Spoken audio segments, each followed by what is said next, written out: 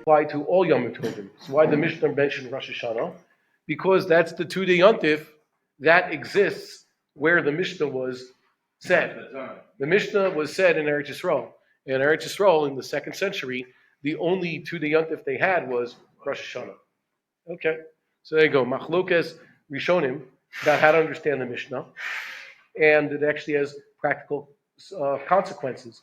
The general practice follows the Rosh, which is a questionable bris isn't even performed on 2nd-day Yontif in Chutz La'aretz. But it seems that the Vilna Gaon mentions, by the way, the Rambam is lenient with regards to Rosh Hashanah. The Rambam would say, Rosh Hashanah, wherever you are, the bris, the questionable bris that did not override Shabbos or Yontif, does override the 2nd day of Rosh Hashanah. That's what the Rambam holds. Just like we saw. Yeah, what was the question? No, we have been discussing that. Yes. This whole issue. That's why I brought it up. What's the svara involved? The svara? The conclusion that we sort of came to is that the only heter to do malacha is bismana. If it's not bismana, then there is no heter. That would logically apply to Yom Tov Sheni as well. Yes, that's the Rush's argument. That's what the Rush says. Who says you can do it? So the Rush says, but the problem is the Mishnah didn't say 2-day Yontif. The Mishnah said specifically gave the example of Rosh Hashanah.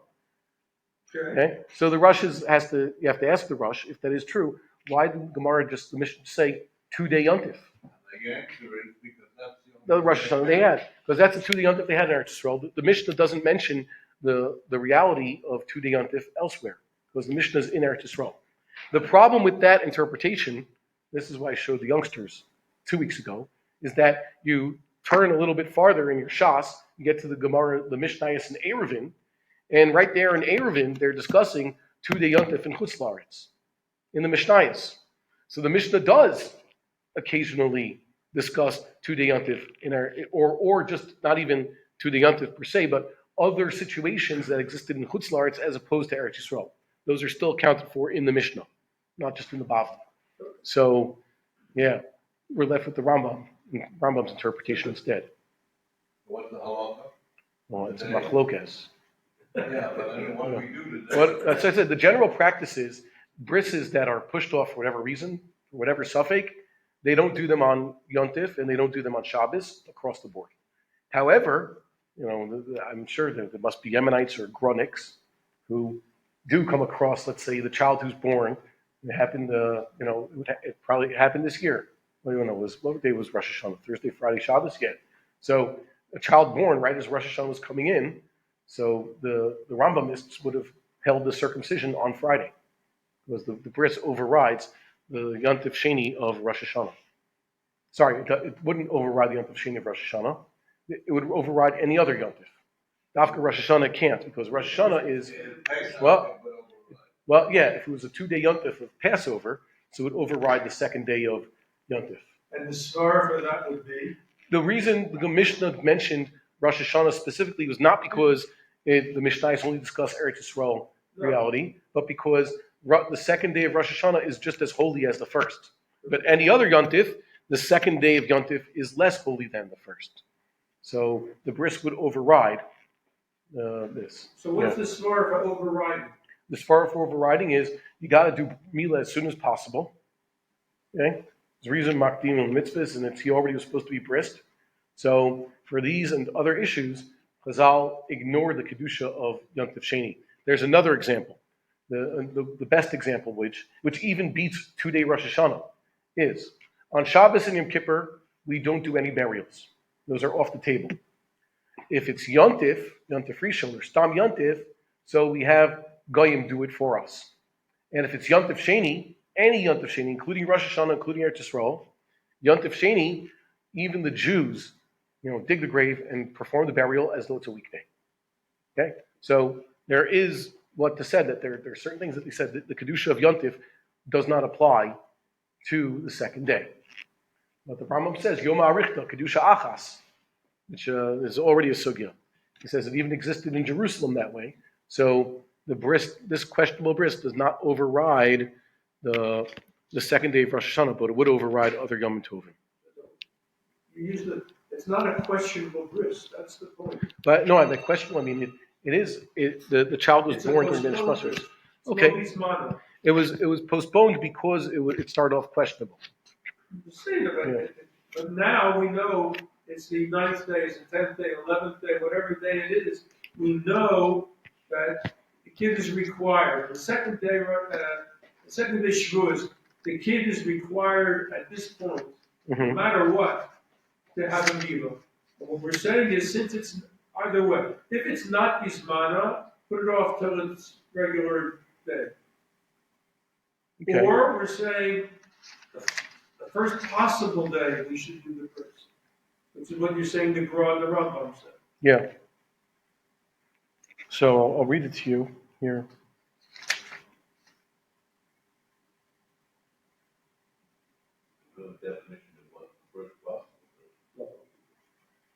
According to those gentlemen, it's second day Yom. Right. Where's that Rambam? It's in the Hilchos Milah here. Yeah, we're going to do the third parak here. I want to see it here. Put these things up on my screen. I'm sharing the wrong thing here. Here, we'll get out the Marmakomo's sheet.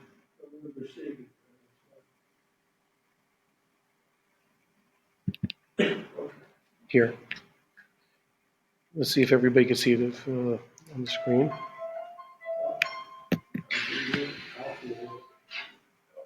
Hello? Is it?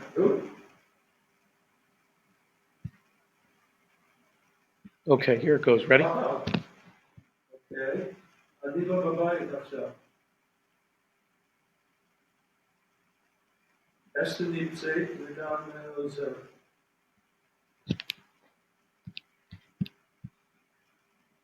Okay. I'll share this on the screen also. So I'm juggling things. Here, I'll read you the halacha, okay? Because it's here. The Rambam says in the first parak of Hilchos Milah, here, Hotziha ubar rosho chutz lim'ei imo ben hashmashot. Okay, this is the 15th halacha. The fetus gets his head out ben hashmashos. Okay, afal pish lo yatzakulo ela b'leilei Shabbos, even though the rest of him only came out once it was the night of the Sabbath. Ein molin otho b'Shabbat. We will not circumcise him on Shabbos. L'chol mi she'eno doche et haShabbat, eno doche et Yom Tov. Now the Rambam says anybody who does not override Shabbos. Why did I say questionable? Because here the Mefarshim point out that the Rambam is referring to something he referred to earlier, which is, let's say, the androgynous. The androgynous who's certainly born on Shabbos and has a Zachrus and an Orla and everything, also needs to be circumcised, at least be Suffolk. And his circumcision will not override Shabbos. So the Rambam is saying these two children, that's why I use the more general term, Eino doche et Yom Tov Rishon, does not override Yom Tov Rishon. V'doche Yom Tov Sheni, but he overrides Yom Tov Sheni. Okay? Which is not the way you would have thought. Uv'shnei Yom Tov Rosh Hashanah, Eino doche lo es harishon v'lo es hasheni. Yeah, it's the Mishnah, but the Rambam says Rosh Hashanah, like the Mishnah. But all the other Yom Tovim, it would override the second day. So the Torah, yeah. So the Shulchan Aruch says, the Shulchan Aruch's psak is like the Rosh. D'chein enu dochi Yom Tov misafik, va'afilu Yom Tov sheni shel galios. That's the Shulchan Aruch's psak. And the Gra, as you can see here, says, yes, the Mishnah, the Shulchan Aruch is following the way the Rosh understood the Mishnah. However, Aval HaRambam Kosav, the Doche Yom Tov Sheni Shel Galios. I just like to point out, this is usually when key in the Gra. The Gra comments on the Shulchan Aruch. Will tell you Shulchan Aruch is holding like this. Here's the source, but the Rambam says otherwise. Okay, and that's usually a code for the Gra endorsing what the Rambam says. Yeah. So what I have here is other Mishnayos and Eruvin which don't fit the Rosh's thesis that the Mishnah would discuss only the situation in Eretz Yisrael. The Mishnah discusses what existed in Chutz La'aretz at the time. There's a few Mishnahs like that in the third parak. That's like the next Mishnah. It's like very close. If you're learning, going through Mishnahs for Daf Yom, you get there really soon afterwards. We're going off it. You don't have to really get into the historical aspect. It's a svara aspect. You do it right away, and therefore it's Tofei Yontif. What do you say? No, since it's not this month anyway, push it off to after Yontif. Okay. Let's see both. Okay. So, like I said, this is not new necessarily. So I'd like to just read what we have here from Hilchos Shkagos, which explains how we finished before this Mishnah, which is now there's two children. Okay? Two babies. Okay? One of them is to be circumcised on Shabbos. One who is supposed to be circumcised already on Friday. How do you have such a case that these two children are right next to each other? Twins. One was born at 5 o'clock in the afternoon, certainly before Shabbos came in, and his brother came out at 8 p.m. Okay? Two children born separate days. And if you want to make this even more confusing, say it's the end of Adar Rishon. One child is born the last day of Adar Rishon, the other child born the first day of Adar Sheni, and 13 years later it's not a leap year. That doesn't always happen. 13 years later could also be a leap year, but 13 years later, the younger brother who was born afterwards will have his bar mitzvah almost a month before his older brother. Okay, he'll call him the Bechor, but the Tza'ir will celebrate his bar mitzvah before his firstborn brother. Go figure. So what does he do? He has these two twin boys. One whose bris was supposed to be Friday, the other who's supposed to be Shabbos. Achara Shabbos. Or the other baby is to be bris after Shabbos, not before Shabbos. V'shachach. Now I forgot. I said they're twins. Umal shtehem b'Shabbos. So he circumcised both of them on Shabbos. Pater mechatas.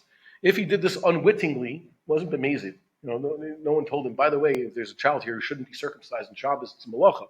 There wasn't a proper Edim and Hasra, so now he was going to have to bring expiation offering. I don't like saying a sin offering. It doesn't fit the grammar, and there's a dot in the tet. Sharei yesh lezeh reshuth lamul. Technically speaking, this mohel is permitted by God to circumcise. Normally he wouldn't, because it's a malacha, but he has the right already to circumcise one child. Lamul echad mehem b'Shabbos.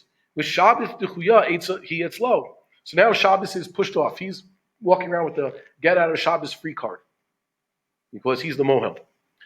Umitzvara say, Afa pi shehem shnei gufim. And this is a positive commandment. And even though there's two goofs, two children in front of us, right? The only maybe the ticket, get out of free card, get out of Shabbos free card, only applies to one of the children. Okay, we look at him. Ho'il uzmano bahul enon medaktek. He's a little bit bahul. This reminds me of Busy Moalim, I remember from Queens. There was this Masechet that Rabbi Krohn, God should keep him healthy, was running to a few brisim in the borough on Chol Moed Sukkot morning, Shabbos Chol Moed. Okay, he had brises to go to first and here and there. Luckily, the minyanim were staggered, so he can get to do everything he has to do. So he was bahul midaktek. He actually gave me the privilege of schlepping his stuff for him. Okay? So that was very nice. This is a typical thing. The responsibility of being a mohel is quite great.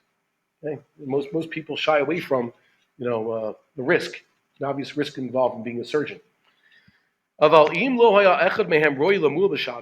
say for whatever reason it was one before Shabbos, one after Shabbos. There's actually no child here who's to be circumcised on Shabbos with shachach, okay? And he didn't. Umal b'Shabbos, he forgot what he was doing. Umal b'Shabbos mishe'enu ro'i lamulo. And now he circumcised these children on Shabbos, chayav chatos. Why? Yeah, there was some confusion involved, but in front of him there was no child whatsoever who was supposed to be circumcised on Shabbos. He didn't have that get out of jail free card that I just mentioned. And that's what Rav Ashi says to Rav Kahana, this last line before the Mishnah. Reisha nami nitna Shabbos lidachov. First type of case, there is someone for whom Shabbos needs to be pushed aside, for the child who was actually born on Shabbos, and his circumcision needs to be this Shabbos. The Gabi Tinokos to Alma, Mahai Gavra. Okay? Tinokos ba Alma. If you'd ask him, is there a child in this world? Okay? Stam, a child whom he has to circumcise, the answer is yes. Okay? Miha lo it yahiv. Okay? But high gavra miha lo it yahiv. If there is no child around, so this guy doesn't have that privilege. Okay? So that's basically how the halacha goes. You have to find, at least there has to be a child here who is worthy of circumcision in order to say that this fellow is not obligated to bring a chatas. He's completely exempt. And if he did it, so he'll bring a chatas. And if he had been warned not to, so he might even be chayav skila. Okay. So I hope that answers that question. Let's get into the Gemara over here. We're on Kuf Lamed Zayin. There's a Mishnah that's going to discuss the bris. So first, were there any general questions we had on this particular Mishnah, or things that came up while I wasn't here? Okay, so I'm gonna do it quickly. I'm just trying to get properly. I'm trying to get it to appear on the screen, and it's not working for me. So even in the future, nothing works right. The problem with technology is it's made by people, and people aren't perfect. So why should their creations be perfect? No matter how much we try to play God. Okay, let's see. We're right over here for those of you keeping score at home. In the Mishnah. Katan yomod nimol lishmona litisha la'asara ulachad asar. This is reminiscent of the Mishnah we're learning now. When do you read the Megillah? Well, you can read the Megillah on the 11th, 12th, 13th, 14th, 15th. So, by the way, and what did we say? When the Mishnah says the 8th, the 9th, the 10th, and the 11th, and Yud Bet, Shnei Masar, it means Yud Bet from one perspective. It's a suffix Yud Bet or Yud Aleph. Shmona means suffix 7 or 8, and 9 means suffix 8 or 9, okay? Depending which day you say he was born. Lo pachot v'lo yoter, haketzat, no sooner, no later. How can this be? Kedarko lishmona, okay? The child is born properly. When it's clearly a particular day, he will be circumcised on the 8th day. It's always the same day of the week. And it doesn't matter, like we said before, whether he was born towards the end of the day or early in the day, he will be circumcised. So two children born 23 hours apart will have their bris the same time the next week. That's called, what we call it when we would say that, argue, well, it should be exactly 24 hours later. First count 7 times 24 hours later. That's called me'es la'es from time to time, an exact count. Sometimes me'es la'es is used down to the minute and the hour. Sometimes me'es la'es means exactly a year later. Okay? Some halachas in agriculture and other things don't look at exactly a year. Sometimes they do. Okay? So with regards to people, we look at birthdays. Why do people need to keep track of their birthdays? For arachin purposes and bar mitzvah and things like that. Arachin, when a person turns 20, his erech is different. And when he turns 60, his erech changes again. Nolad ben shmashot nimol l'tisha. If he's born ben shmashos on a weekday, so he will be circumcised on what we call the 9th day. Okay? That is 8th or 9th. If he was born towards the end of Wednesday, we will not circumcise him on Wednesday because he may have been circumcised. He may have been born on the Thursday. So we'll circumcise him on Thursday. If it's really supposed to be the 8th day from Wednesday, then it's just a day late, which is okay. And if Thursday is actually his 8th day, then we're doing the mitzvah as we should. And he says, Ben Hashmashu shel Shabbos nimo la'asara. And if it's when Shabbos is coming in, so we're not going to do like we just said, if it had been Wednesday, Thursday, let's say. Instead, we're going to have to wait for Sunday to give him the bris. So Sunday would be day 10. If Friday is day 8, he was born at the end of Friday, so maybe when we say day 10 here, it just means his day 9. It's a suffix 9 or 10. Okay, and Yom Tov la'achar Shabbos dimo la'achar asar. If Yom Tov is after Shabbos, so he will be circumcised the day after that, on Monday morning, which we call the 11th day, in quotation marks. Because the bris doesn't override Yom Tov either. What is forbidden on Shabbos is forbidden on Yom Tov. The nafkamina is there are certain things that actually aren't forbidden on Yom Tov, involving cooking and preparing food. Surgery is not one of them. So it doesn't get overridden. Also, what is the difference between Yom Tov and Shabbos is one who has committed such a sin. What is his penalty? If he's a wanton sinner, he's been warned for violating Shabbos, he is to be stoned. But for violating Yontif, he is just to be lashed. And there's no kares if he escapes the lashes. Whereas for Shabbos, if he's shogeg, he has to bring a chatos, like we're saying. But a person who's shogeg violating Yontif does not bring a chatos. And there's no chatos for the shogeg of violating Yontif, or let's say wearing shatnez or eating pork. Okay, so don't worry about it. And then he says what we just discussed: 2 days, shnei yamim shel Rosh Hashanah nimo l'shnei masar. And if it was to be Rosh Hashanah after Shabbos, so the bris would be pushed off until Tuesday morning. Does this happen nowadays? This is basically not allowed by our calendar. You don't have 2-day Rosh Hashanah starting on a Sunday. Lo adu Rosh. This is a late rule. The do part is mentioned already in Mishnayos and in Gemara. They'll discuss it, how there was a conspiracy basically of the Sanhedrin already months in advance calculating to make sure that we would not have Rosh Hashanah be on a Wednesday or a Friday. But the idea that Rosh Hashanah they wouldn't allow it on Sunday is a little bit later. What's wrong with Rosh Hashanah on Sunday? In the temple, it didn't really affect anything. It would mean that Hoshana Rabbah would be Shabbos. But that wouldn't affect anything in the temple. They'd still take the Arava. But once there is no temple, the only time we take the Arava is Hoshana Rabbah. We don't want to lose it for the entire year. So we're making it that Hoshana Rabbah can't be on Shabbos. That's what the Aleph is. Rosh Hashanah cannot be Sunday. But this used to happen. Just like the Gemara discusses Tisha B'Av. The Mishnah mentions Tisha B'Av on a Friday, right? Now, we have nothing wrong with Tisha B'Av on a Friday. It could technically happen, but just it's disallowed by our calendar. Not B'davka, but it is disallowed. Unlike Purim and, let's say, Lag BaOmer, which happened on Friday. So there you have it. And the Gemara, the Mishnah's last line is, Katana choleh ein mo'alinoto ad she'yavri. If you have a sick child, so they will not circumcise him until he recovers, right, or gets healthy. And this is something that we have to be very machmir for. Who decides if the child is healthy? The people who generally know these things better than others. Well, the Torah trusts physicians, even though you can imagine that how many of us would go to the type of doctor they had 2,500 years ago? You know, that's the limit of his expertise. What are you going to do? For Rapo Yirapeh, the Sifrei Musar talk about this. Really, you should trust in God. Of course you should trust in God. So what power does the doctor have? What power does medicine have? The answer, God, like the Rambam says, God gave it that really he can sustain you by miraculous means. You don't need to eat. What are you going to do? God wants you to use the means that he gave in this world, like eating and drinking, to give yourself strength and to maintain your body. So too, God gave power to the physicians and the medicine to make people healthy, and they're basically his shaliach, which is also a lesson about how doctors should not be considering themselves so high and mighty. They are merely God's emissaries. They're his tools for many things. Gemara says, Amar Shmuel, Chalatzatu Chama, Notlim lo kol shiv'a l'havrotho. Chalatzatu Chama means the fever left him. It means he was having a fever for a while, but now the fever's finally done.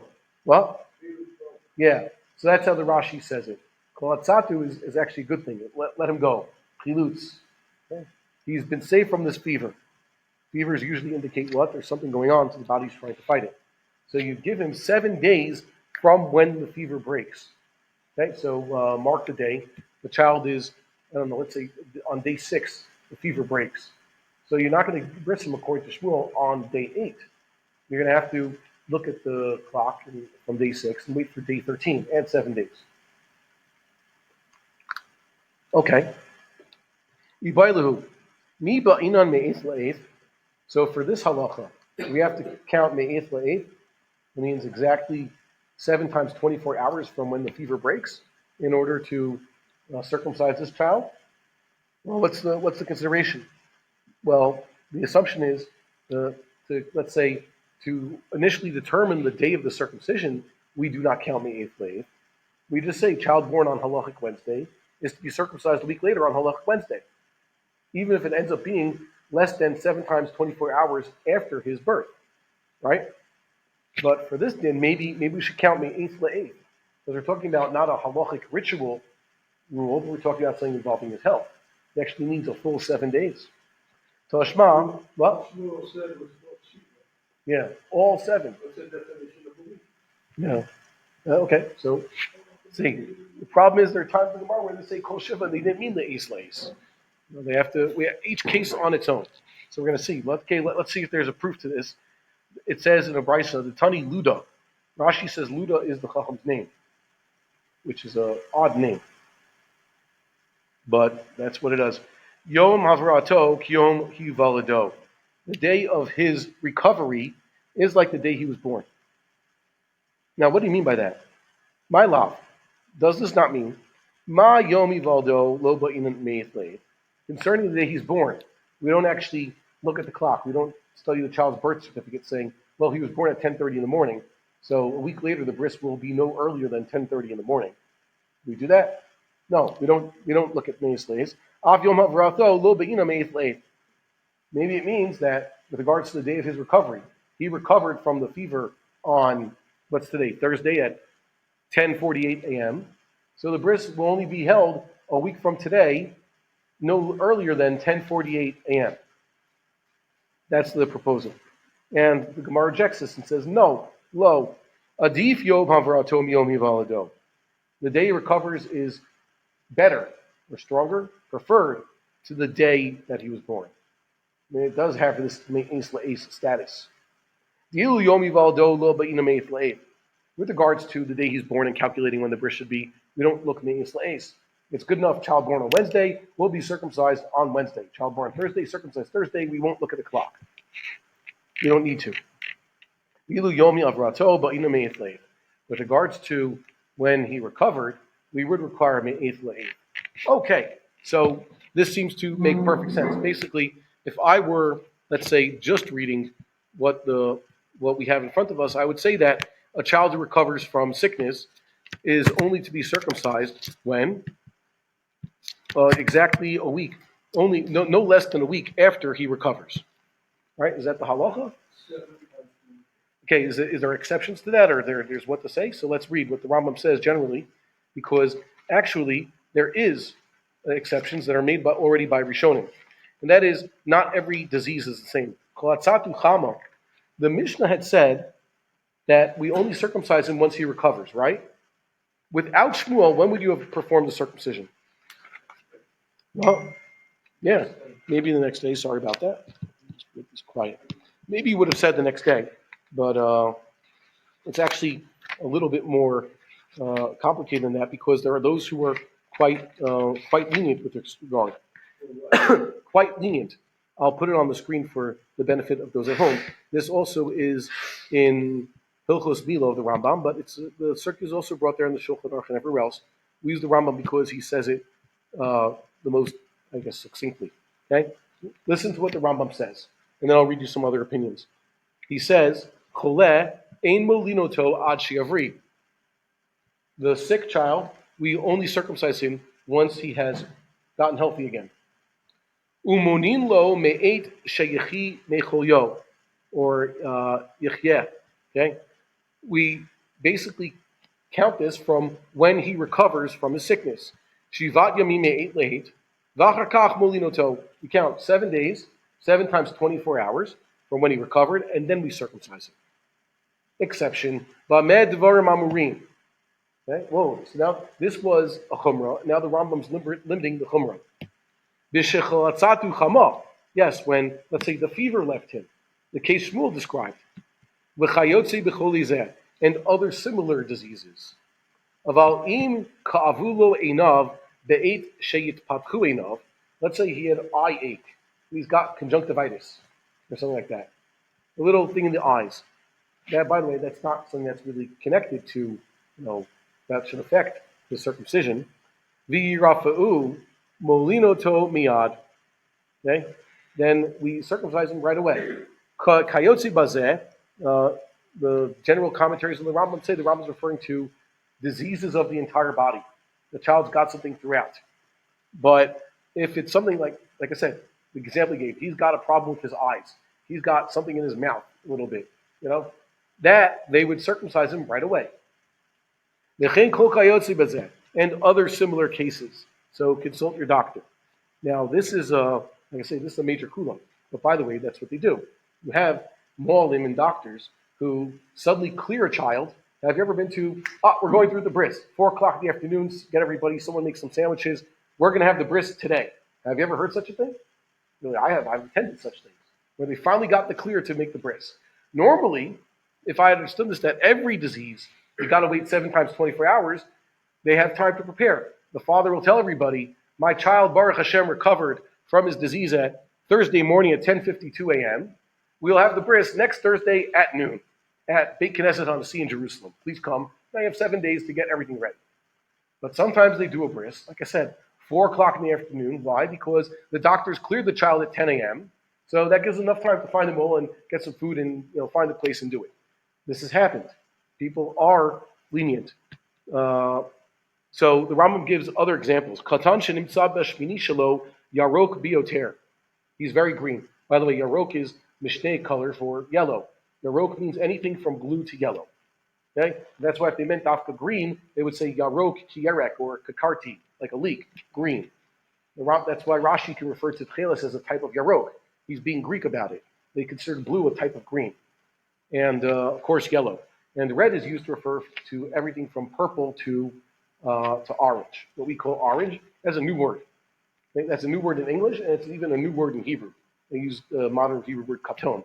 I would have said that if I were the Crayola people here in Israel, I would have used the word tafos for orange, okay, to be consistent. Okay, let's see here. If he has yellow, what is that? That's caused by bilirubin. When Rabbi Krohn first used that word, I thought he was talking about a guy who may be like Enrico Fermi or whoever's the scientist who discovers this. No, it's one word. It's a pigment that's present in the blood. It's yellow. This is called jaundice.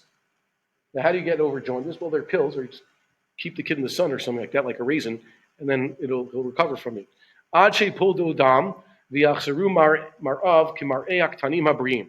Till the jaundice goes away. Okay. Also see what the Rambam's saying here. The kid was yellow, so what is the Rambam telling you? You can't circumcise him until the yellow goes away. Would you then say and then wait a week, or does this fall into the category of now you could go ahead and circumcise him right away? Question. He's very red, okay, too ruddy. This is caused by too much hemoglobin in the wrong places. That's what makes the blood look red. So it looks like someone painted this child red. Ein molinoto ad sheyivala bo damo liachzeru marav kishar aktanim mipnei shezeh cholihu. So too, you delay this child's bris because he's too red. The tzarich lizaher b'dvarim elu harbe ve'ein molin ela valad she'ein bo sham choli. Sham is Rambam's extra word because he's thinking in Arabic, and they add fi in sham. Fi is sham in Arabic in all sorts of places, just like modern Hebrew speakers add the word ki'ilu all over the place, even when they're not supposed to. Why? Sakanat nefashot docha et hakol. Danger to life pushes aside everything. You could circumcise him later. There was a case I heard of. Wanted to warn someone, find the best mall. So I happen to know someone who is the best mall. I've seen some people here. They have perfect hands. People know them. They could do anything. They could do it with their eyes closed. Please don't. But they're very good. And sometimes you have moalim, like you see them there. They have shakes and they sweat bullets as they're doing it. It takes them forever. Yeah, real scary situation. There's other moalim who are very machmir for this, let's say. They don't like the Rambam succession. Any child cleared from Milah, you are going to wait 7 days. That's it. So you could have gotten that from the Gemara, let's say, like that. That's just the general rule, no exceptions, although that's not the general case. So what happens? You have to warn the parents, you take this mohel, you will make the biggest bris and you'll get all the food and all the guests ready, and he'll cancel your bris 5 minutes beforehand and then tell you have at least a week before you can do it again. So he'll never let you have a bris, basically. So just know who you're dealing with. Whereas many of the general moalim and the doctors know, like the Rambam, that not every bris needs to be stopped for a whole week because of this. It's pretty clear if the child has pink eye or something like that. Yes, you want to give him a bris, but the second it's clear, you can go ahead with it. Okay, so let's see the next Mishnah. Yeah. Yeah. Entire body is affected. Yeah. That's the Rambam standard. And that's Shulchan Aruch as well. If you want, I can read you. Thank God, Korean publishers, they're great. I guess I'm slightly biased toward them. He says here, what does the Shulchan Aruch say?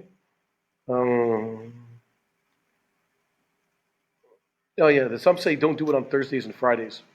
Okay. These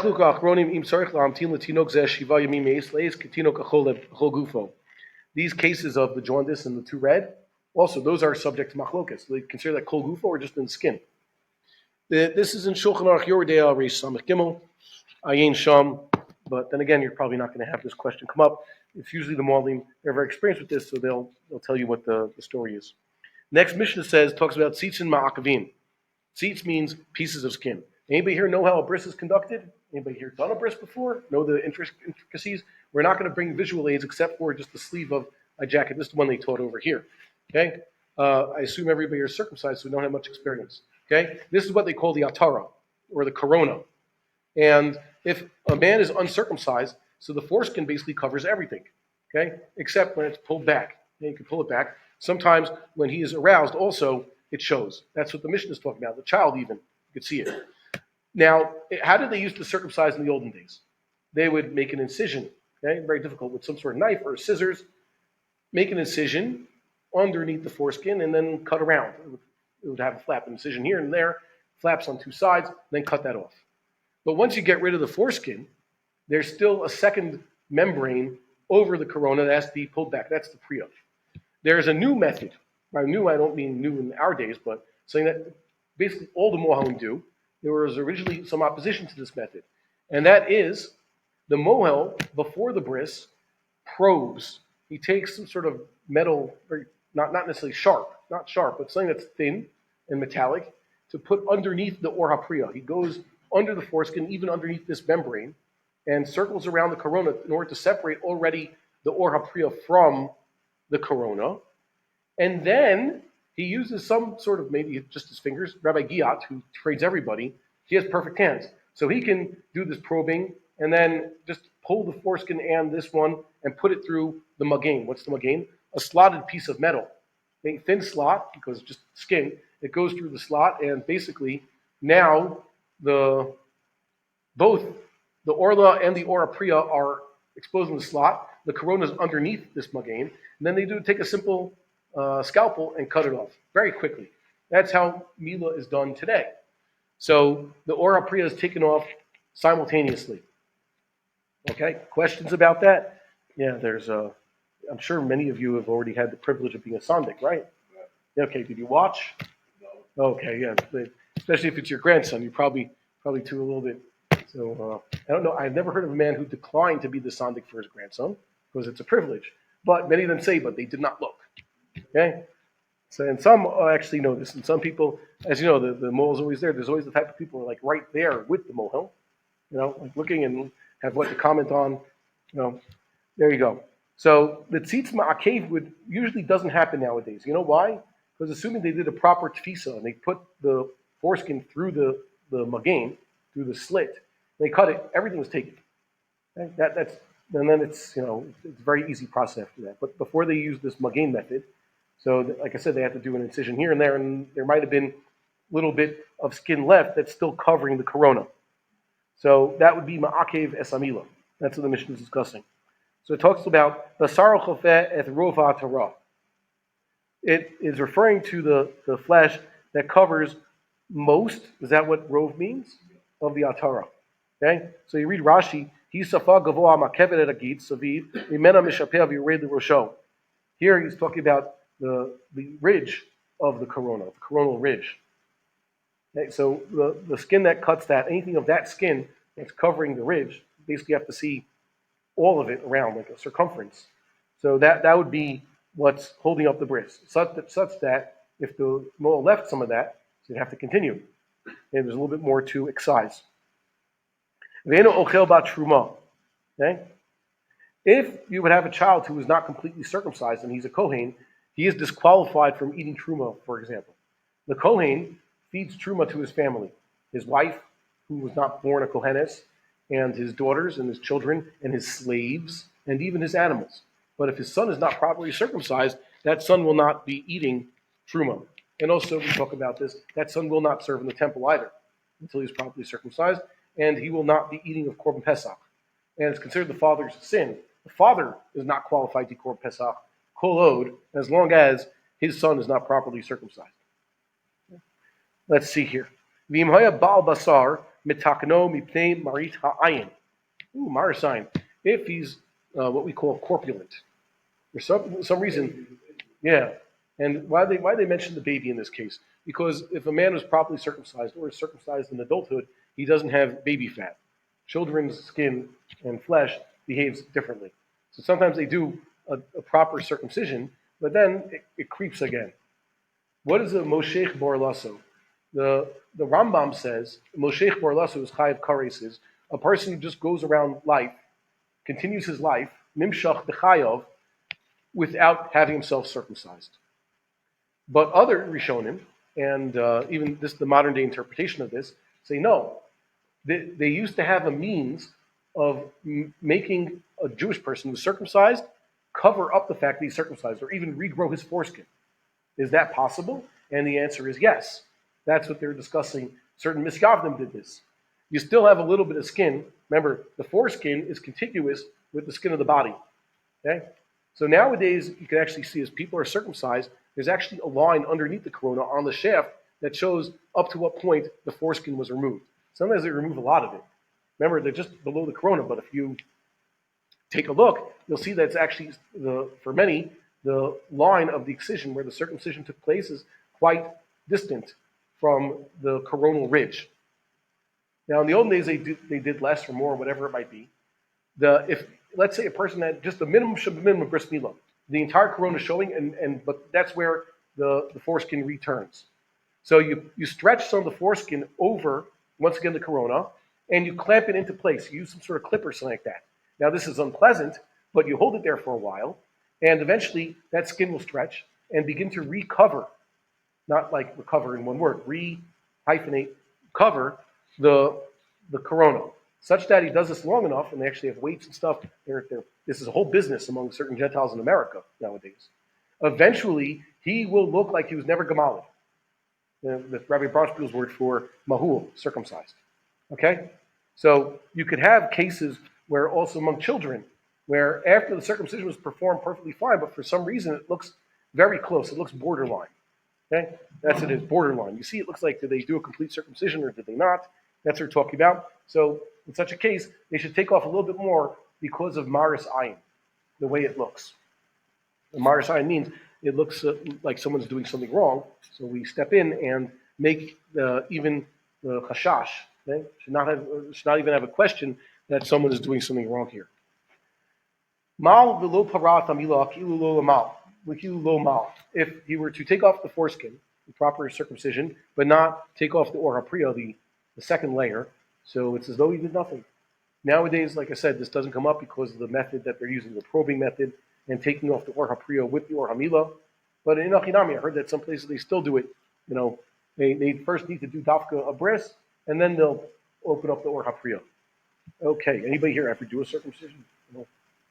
Okay. Well, you've done it a few times. I don't recommend the person take this upon himself, to be the moel. But then again, I know that there are people who probably would have been the best candidates for moalim, but they are not for whatever reason. Okay. Amar Rabbi Avino, Amar Rav Yirmiyah Bar Abba, Amar Rav Masar Chofeh Ef Rov Govha Shel HaTorah. Rav says it's the flesh that covers rov of the gova of the Torah. What does this mean? Well, before we're talking about circumference, you want to uncover the coronal ridge. That's the circumference if you're looking head on of the member. But here he's also saying that you could have a tzitz that goes all the way from, let's say, the base of the corona all the way to the opening of the urethra, which is called the top, okay? Where from which he urinates. So that's what he's talking about here. You have to make sure that there's no tzitz that goes also rov govha. Okay?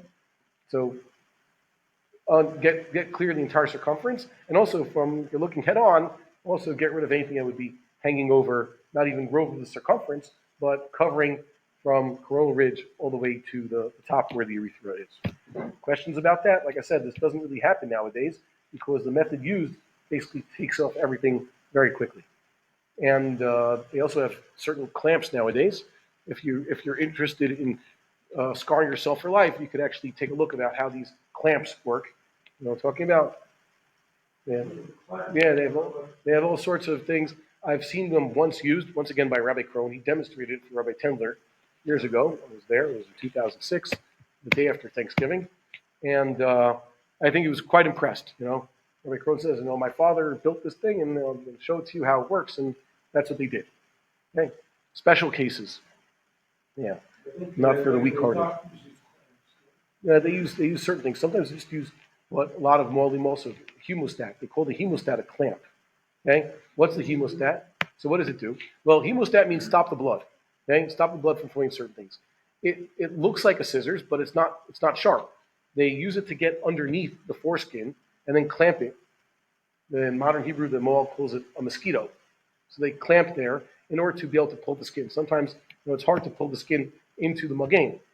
So they use this clamp-like thing to clamp down on it, sometimes from the top and from the bottom. Sometimes there are three. Sometimes Rabbi Krohn has used a few clamps sometimes in a single bris, and they clamp those down. They use those to pull the skin into the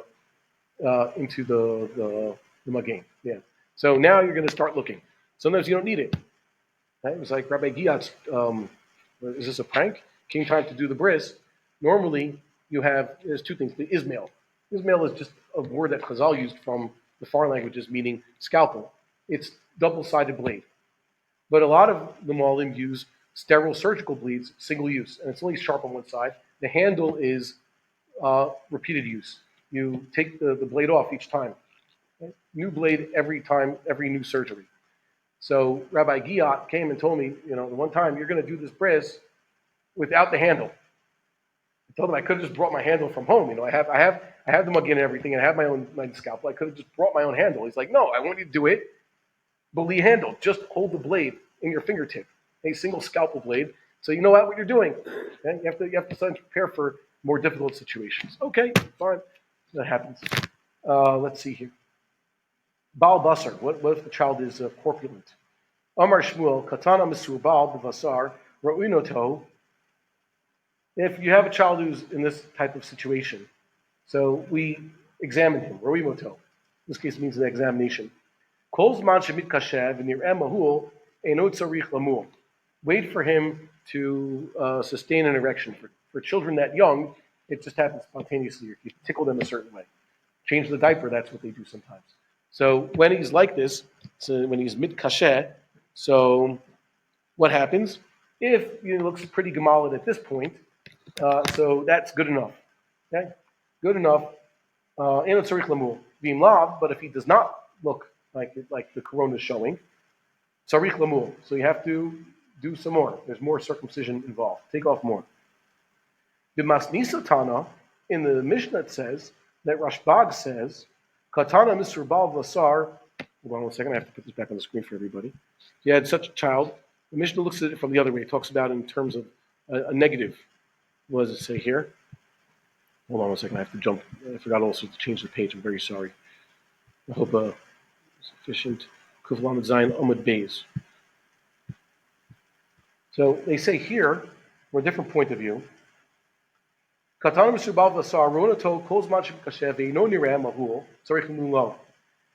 when he is aroused, so to speak, and he doesn't appear to be circumcised because the corona is not showing, so you have to circumcise him.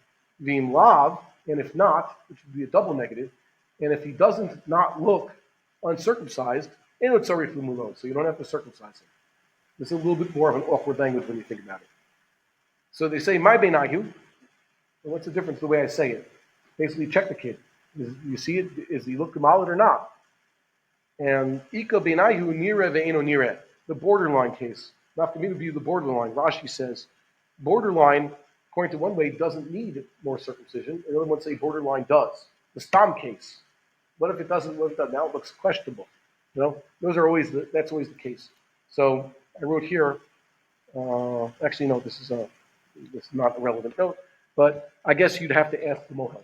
You don't ask the father shouldn't be looking at the child and saying, did that mohel do a decent enough job? What you'll do is you'll go to the people who know these things, and they will make the determination if the bris was sufficient. Like I said, nowadays, this barely happens. Most people have an indication that their bris has removed enough foreskin so that there certainly are properly gemaled. There are exceptions, and that's how it's done now. So thank God most people will never find themselves in this situation. We have a few more minutes. Let's try to see more of this. Mal v'lo para. This is not necessarily Gemara regarding this line in the Mishnah. Matter of fact, it's going to be brises about the brachos. Tanu Rabbanan. Hamal, one who is circumcising, or something that's called a mohel. Notice it doesn't say a mohel now, it says a mal, which means it doesn't necessarily have to be a pro who's doing it. Hamal omer asher kedushan v'mitzvotav v'tzivanu al hamilah. That's the bracha. Avi ben omer asher kedushan v'mitzvotav v'tzivanu lachnisov rito shel Avraham Avinu. The implication of this Gemara is that who is not doing the circumcision? The father. Or maybe it could be the father. He might fit. He might be the mal and he might be the father. We're going to see that there's a question over here. Wait a minute. The father is saying a formula. I understand that one who is actually doing the circumcision is going to recite this blessing before the act of circumcision. Over Lasiyasa. The question in Tosfos here is, this father is saying a formula that seems like Asher Kedushan B'Mitzvotav. So perhaps this bracha, Machniso Livrito Sha'avram Avinu, should also precede the act of circumcision, right? Okay, so that you'll see that actually that's like sort of disputed. Okay? When did most brises that you've been to, when did the father recite this blessing? There's precedent. He happened to have said after, as a matter of fact, the mohel maybe have handed him a card, like the mohel is busy, they're already bandaging up the child or something. They're doing the mitzitza, the more that we always said is major controversy 20 years ago. But there's what to be said. What if there is no father? Oh, so what if there is no father? So you know what? This is something we should get into next week. But I'll read it to you now. Okay, I'll read you what the Rambam says, and I'll read you the other opinions because thank God they have other opinions here. Okay, what if there is no father? So technically speaking, you can make the argument. So who's the one who's bringing him into this bris? In the third parak of Hilchos Milah, the Rambam says right at the beginning of the chapter, he says the father says a bracha shemitzvah ala av lamuach benav yater al mitzvah shemitzuvin kol Yisrael sheyamulu kol arel shel bneihen. It's the father's responsibility more than anybody else. The Jewish people have a responsibility, the global Jewish responsibility that everybody be circumcised. The fichach im ein sham aviv. The father is not present, okay, for whatever reason. Ein mivarachin achirim bracha zo. Others will not recite the blessing. Not the father's father, okay, not the uncle, not the man who's, let's say, this father has passed away months ago. Okay, the mother might even be remarried, even though she's not supposed to. There could be someone who's already his adopted father. They've already found someone, close relative or stepfather, who's going to be raising this child from the beginning, right? He's going to pay for the kids' yeshiva tuition. He's going to be there at the bar mitzvah. He's going to walk him down to the chuppah. He will not say this bracha according to the Rambam. Or the grandfather, the father's father, might have had responsibility a little bit. Also teach him Torah, and he'll be the one to see this child through to adulthood. He will not say the bracha. Rambam continues. There are those who have ruled that the Beis Din, okay, that means a representative of the Beis Din, those responsible should say the bracha, or someone else. Ve'ein ra'oi la'asot kach, but it is not proper to do so. The Rambam's sticking to his guns. There are those who said it, he doesn't like it. V'yesheviu shitazo la'alacha. The shekasher ein of o she'eno yodea levarech misha machzik batinok varech brachazo. Maybe the sandik. The sandik is literally bringing him into the bris. He's the one who's chaperoning him into the bris. The sandik is perhaps even, like I said, the grandfather, the paternal grandfather. So it's going to be his responsibility, or an uncle. So that's what the Ramah brings. The Gra agreed with the Rambam. Okay, he wrote Divrei HaRambam Nechonim. Okay, so this is once again a Gra Rambam. If it is not the actual father, who is present at the bris milah, there will be no bracha of lachniso. God willing, on Sunday we'll see more of these interesting halachas. There's a lot of machlokas involved. Okay? The Rambam's formulation of all these halachas does not fit our text of the Bavli, for example. Okay? So we'll see. It's like it'll be spot the differences. Questions, comments? No? Okay, so we'll wish everybody good Shabbos, Shabbat Shalom, and Nitzachon. We should see peace and the destruction of Israel's enemies. That's what Parsha Zachor is all about, right? And Purim. So be good.